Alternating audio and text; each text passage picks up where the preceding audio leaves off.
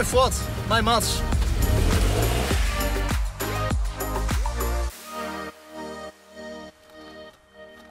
Het is er eigenlijk al bedoeld om die mensen een beetje kennis te maken met het tuintje.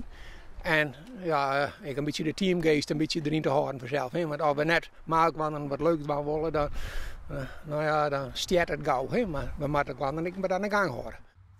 Ja, je doet het met een gezellig groepje vrijwilligers. Dus het is ook gewoon heel leuk om samen te doen. En je leert er gewoon heel veel van. Je bent gewoon lekker bezig met je handen in een mooie omgeving met mooi weer.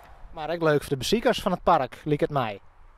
Ja, nou ja, dat moest eigenlijk een beetje wezen. We hadden wat bordjes bij staan, maar ja, je moet eigenlijk het een beetje uitlezen. Hè? Maar ja, dan moeten we hier de hele dag wijzen en dat lukt net. Maar het is wel leuk voor de mensen die er even wat zien willen, dat ze er even bij gaan.